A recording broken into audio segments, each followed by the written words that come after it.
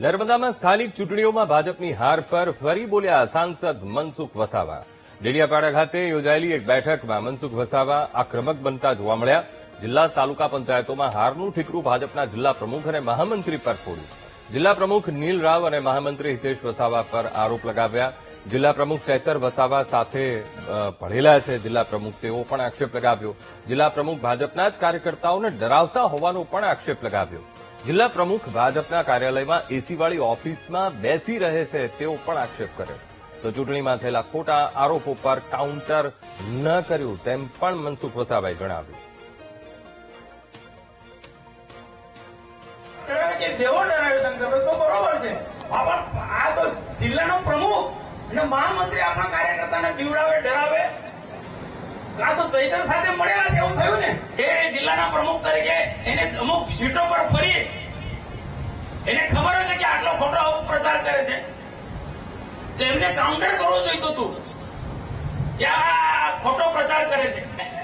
એને જ આપણા પર આરોપ મૂકી દીધો કે ભાજપ સરકારમાં આટલો કૌભાંડ મનરેગામાં, પણ આ તમારી ગ્રામ પંચાયતમાં કૌભાંડ થયું મનરેગામાં ને ધારાસભ્ય તરીકે ચૈતર વસાવે શું જોયું? એની ફરજ નહોતી, પણ આ બધી બાબતો કાઉન્ટર કરી છે ચૂંટણી સમયે. તો બોલો બના નીકળ્યો ને નીલ પણ એસી ઓફિસમાં ત્યાં બેઠા રહ્યા કમલમમાં. તો નર્મદા જિલ્લામાં અત્યારે રાજકારણ ગરમાઈ રહ્યું છે અને નર્મદામાં સ્થાનિક ચૂંટણીઓમાં ભાજપની હાર પર સાંસદ મનસુખ વસાવાએ ફરી વરસી પડ્યા હતા જાહેર મંચ પરથી.